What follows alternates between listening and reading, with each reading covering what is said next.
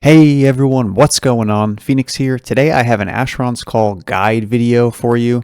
This one is on Luminance. I've seen some questions in various Discords about what is Luminance from newer players, and I thought I would do a quick guide to go over this topic. So Luminance was introduced in the From Darkness Light event in November of 2010.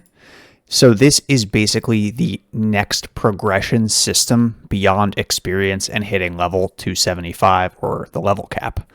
So before you have Luminance unlocked, you will not see this line on your character sheet. It'll just be blank. And then once you unlock Luminance by completing Nalakana's quest, you will then see this. It will be 0 out of 1.5 million. So 1.5 million is the maximum amount of Luminance that you can have on your character at one time. If you hit that cap and complete a quest or kill a monster that grants Luminance, you will not get any Luminance for that. So it'll just be essentially wasted. So what can you do with Luminance? Because obviously you're not spending it on your character sheet, but it's kind of like a currency that you can use here in Asheron's Castle in Eastham. So there are all of these tokens on these pedestals here, and if you pick them up and hand them to Nalakana and have the appropriate amount of Luminance, you will be granted whatever boon the token is for. So there are a whole bunch of Luminance auras that do different things. So the first one is Etheric Vision, which is maybe one of the more complicated ones.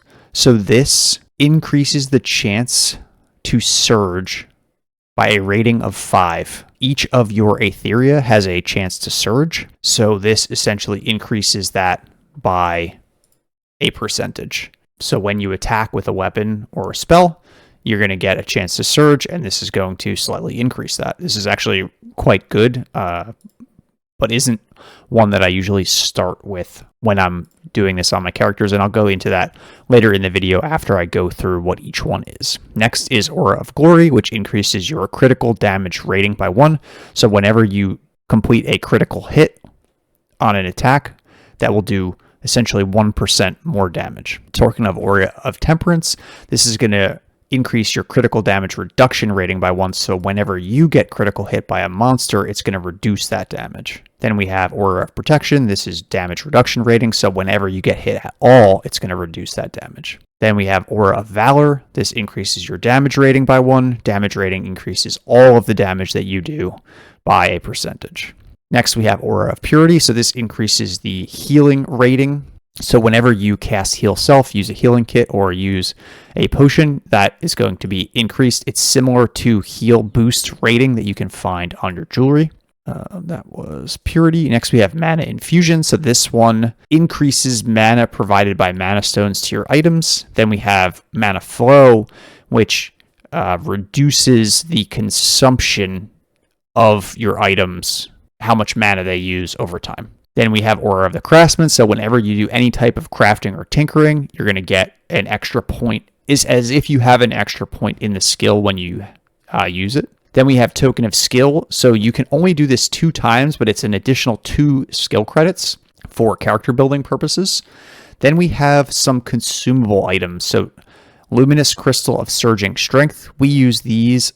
Let me just make sure I don't say anything stupid. No. So Luminous Crystal of Surging Strength gives you a short duration, really, really big damage buff. So this is the crystal that you get after turning in that token.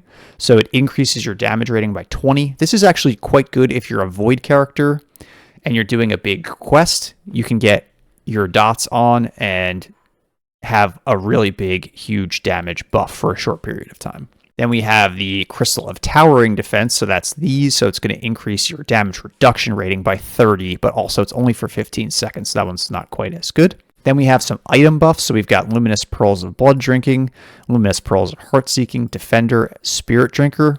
These are literally just items that cast the level 8 item spell, so if you're playing a no magic character, these could be valuable, but at this point they're basically worthless in endgame content, that is.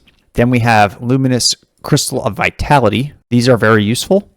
These, you get 5, I believe you get 5 crystals per turn-in. Each one, when you use it, increases your max health by 5 points, and it lasts for 3 hours. It's really nice. Then we have light infused healing kits. Do I have any light infused healing kits on me? Yes, I do. These are basically the best healing kits in the game, but they only have 30 uses. And if you do the math on it, you're basically spending 1,000 luminance per heal, which is a little hard to swallow sometimes. And then we have draft of revitalization. So I have some of these on here. They're really nice stamina chugs if you get in a tight spot, 250 stamina when consumed. Then we have token of the augmentation gem. So for 100,000 luminance, you can get an extra augmentation gem.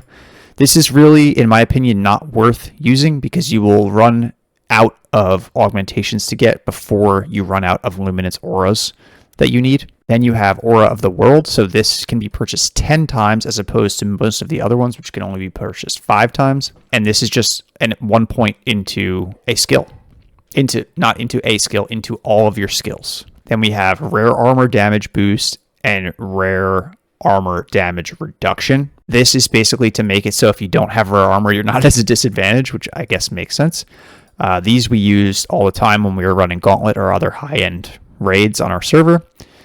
So Rare Armor Damage Boost is just a damage rating increase of 5 and reasonably priced. And then damage reduction is a damage reduction rating increase of 5.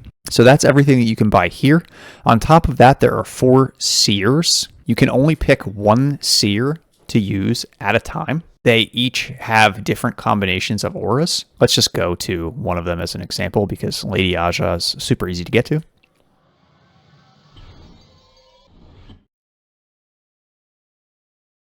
So for example, Lady Aja, each of them has 2.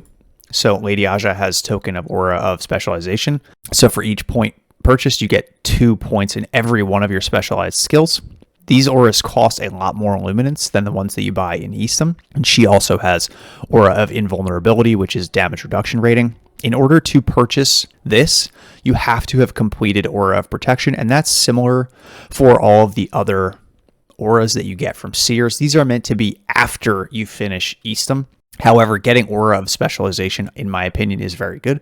So there's 2 seers who have specialization, Aja and Kahiri. Kahiri has specialization and destruction, so ability to get 5 additional damage rating. Liam of Gelid can give you damage rating and critical damage rating. And then Lord Tiragar in Silyun can give you damage reduction rating and critical damage reduction rating. Unfortunately, I think critical damage reduction rating and critical damage rating are not really that good because you have to, if you just do the math, like your critical chance is about, say, if it's 20%, then your critical damage rating is giving you 1% increased damage in 1 in 5 times. So it's a really low increase in your damage overall. And if you're using a skill like I'm using Void Magic, then having an increase in that skill, the specialization, is just better. Now, if you're using a skill like missile weapons as your main damage, and you don't need the extra specialization skill points to have a higher summoning, to hit 570 summoning, or you don't need that high life magic because someone else is vulning for you, then maybe that extra critical damage or critical damage reduction is actually the best path for you. So it definitely does depend on the character that you're building. So just keep that in mind. Now let's go back to Eastham. So the order that you get these auras is obviously completely up to you. If you need the skill credits to make your build work, it's probably worth saving up the 1,000,000 luminance to get tokens of skill right away. If you don't need the skill credits to make your build work, I would start with Aura of the World to just get some skill points. And then from there, I would go into the main ratings. So I would get Aura of Protection and Aura of Valor. These are your damage rating and damage reduction rating. Then I would do the critical ratings, so Aura of Glory and Aura of Temperance. Then I would do Etheric Vision or Purity, but I would 100% leave Mana Infusion, Mana Flow, Craftsman for the end. And I would not buy any consumables until you're completely done with all of the auras that you want. The only exception to that would be if you're doing a really hard raid type quest and you want to buy the rare damage, rare armor damage boost or rare armor damage reduction. Those may be worth purchasing because they're only 10,000 for one, and these last for 3 hours, so it could get you through some really hard quests that you need. And then you should progress to your seer, whichever one you choose from there. Now, the best way to earn luminance is definitely to do John legendary quests and try to complete 30 and get the bonus 500,000 luminance for completing 30 legendary quests. I have a whole guide on doing those quests, so I will link that here. But that's going to be it for this video. I hope you found this guide useful. If you did, please press that like button. Please subscribe to the channel. It definitely does help me out, and we'll see you again in the next one.